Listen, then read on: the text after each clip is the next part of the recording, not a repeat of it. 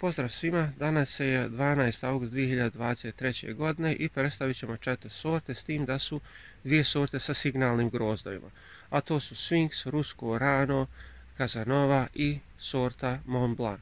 Nažalost, i ove godine nismo uspjeli da napravimo prezentaciju više sorti zbog nemogućnosti vremena, ali svakako ćemo to raditi i nastaviti u narednom periodu. Sorta vinove loze Rusko Rano spada u ultra rane sorte i mi je gajimo vani na špaliru i to na konstrukciju u obliku slova L, obzirom da nam se nalazi ispred kuće. Ova sorta je jako rodna sorta i spada, odnosno vegetacija iznosi otprilike od 105 do 115 dana. Grmovi su, kao što vidimo, jako snažni. Na svakom lastaru nalazi se, odnosno ostavljamo po jedan grozd, ali evo negdje smo ostavili 2.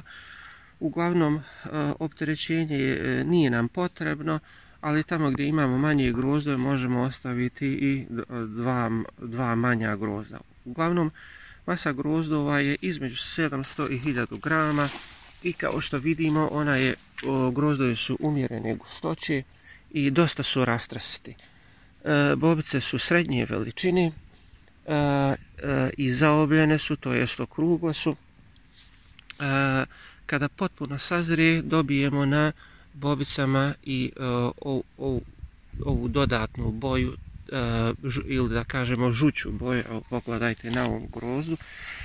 I uglavnom je to na onim dijelom gdje su grozdovi osunčani.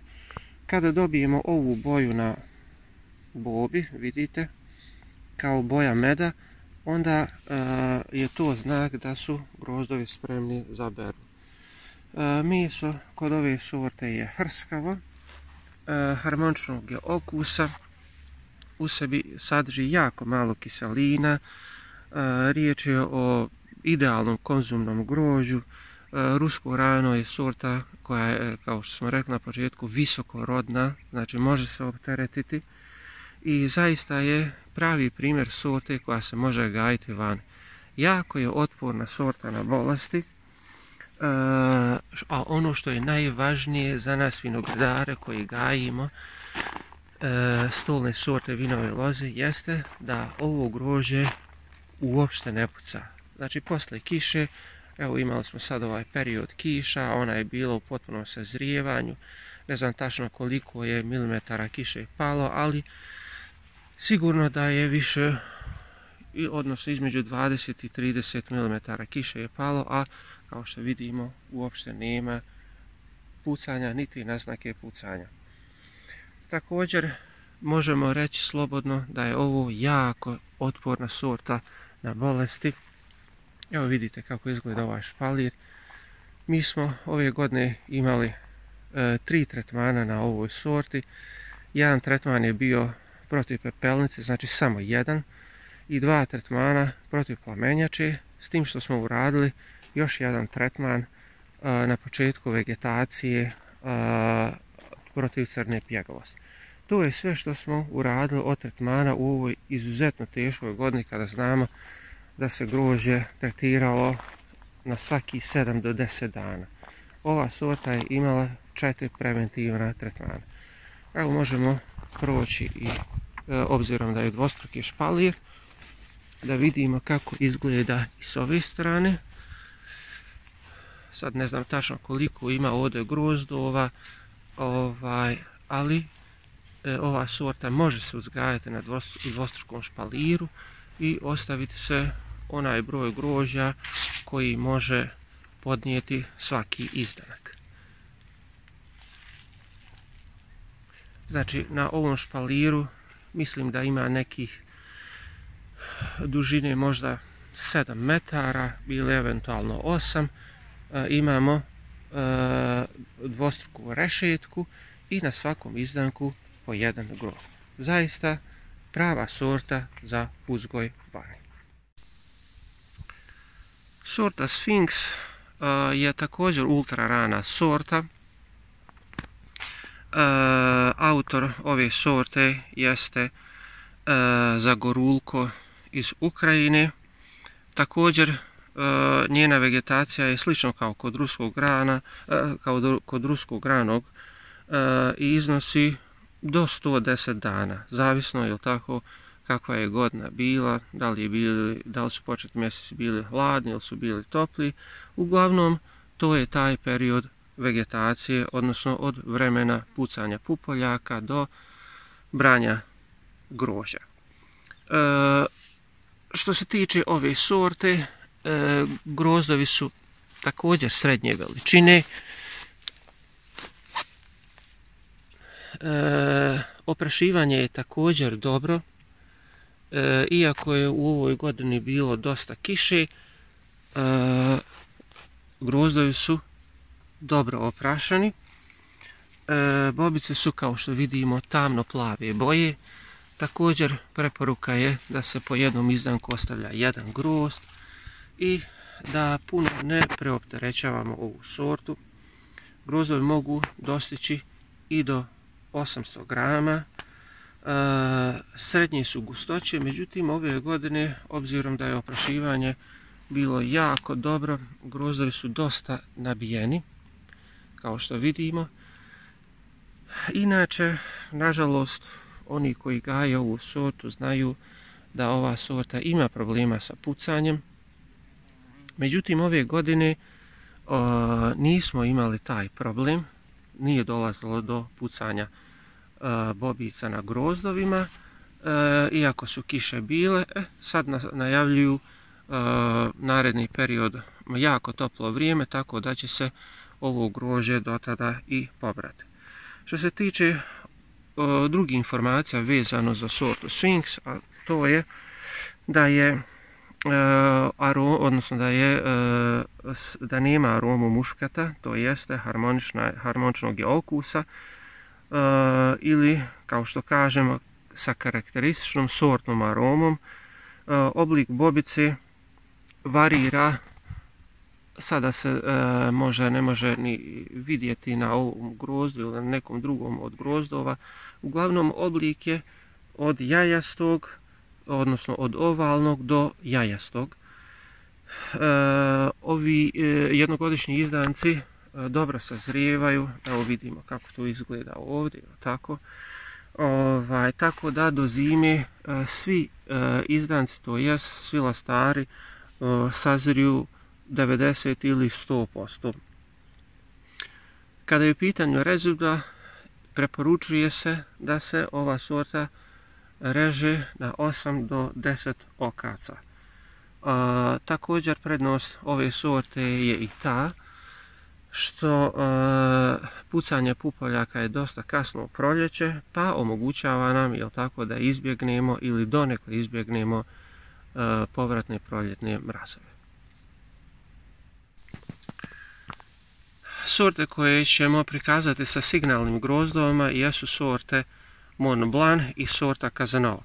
Naime, sortu Mont Blanc smo već prije imali i nju gajimo u zatvorenom prostoru, ali evo, ove godine imamo i prvi puta, odnosno jednu smo sadnicu zasadili vani i imamo prvi puta smo dobili signalne grozdove. Sorta Mont Blanc je jedna od prvih sorti autora Aleksandra Vasilijevića Burdaka, poznatog selekcionara. Također i sorta Mont Blanc spada u ultra rane sorte vinove loze. Vidite kako zaista grozdovi jako lijepo izgledaju. Također sorta Mont Blanc ne puca i nema problem sa pucanjem u vrijeme kada imamo u vrijeme sazrijevanja velike količine kiše. Ove godine i kod sorte Mont Blanc oprašivanje je bilo jako dobro. Vidite kako grozdovi izgledaju i izgledaju jako nabijeni, ali pogledajte, unutra zaista nema nikakvih oštećenja što se tiče bobica. Također nemamo oštećenja ni od insekata, ali ni od pucanja, niti prignječenja. Evo vidite kako izgleda recimo ova ovdje bobica, ali ona je potpuno zdrava. Imamo ulegnuća gdje se naslanjala na druge bobice. Međutim, ukoliko nam se to ne sviđa, možemo da grozd u toku, odnosno poslije oprašivanja, da ga malo da odvojimo one bobice sa jedne strane jednostavno makazama i grozd će biti rastrsat. Međutim, ja nisam imao vremena za to, a nisam imao ni potrebe. Također, sorta Mont Blanc spada u ultra rane sorte. Vegetacija je također do 110 dana.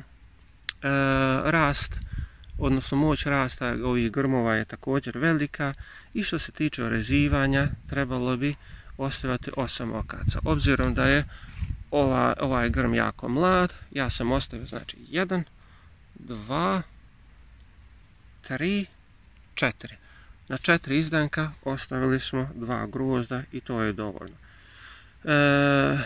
U punom rodu, kada je ova sorta, bobice su veće i njena masa iznosi 10 grama.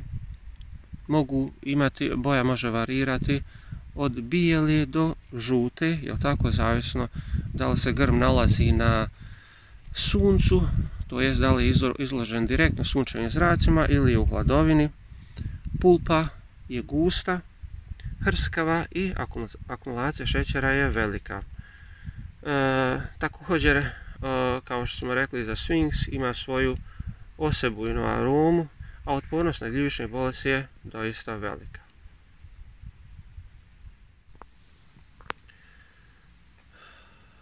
I ovo je sorta Casanova.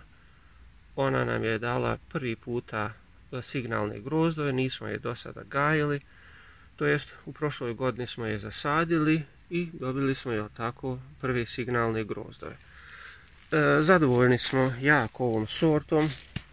Autor ove sorte jeste Aleksej Šulga i vrijeme dozrijevanja sorte Casanova jeste druga dekada mjeseca augusta. Na ovom grmu smo ostavili 4 izdanka, 1, 2, imamo 3. i 4. lastar, s tim da smo, ovaj grm nam je dosta jak, pa smo na ovom izdanku ostavili 2 grozda, ali vidimo je tako da je već, kako bi rekao, izdanak dobiva svoju boju karakterističnu za sazrijevanje.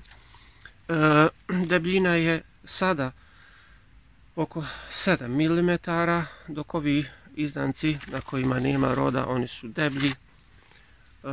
Također vidimo da je ovaj izdanak još deblji, je tako, možda ima i 10 mm, vjerujem da ima.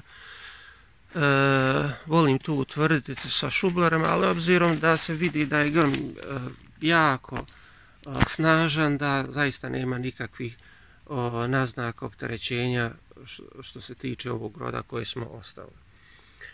Što se tiče ostalih informacija vezano za sortu Casanova, inače u punom rodu grozdovi su težine 800 grama i više. Grozdovi su srednje gustoće. Evo vidite kako izgleda. Evo tako.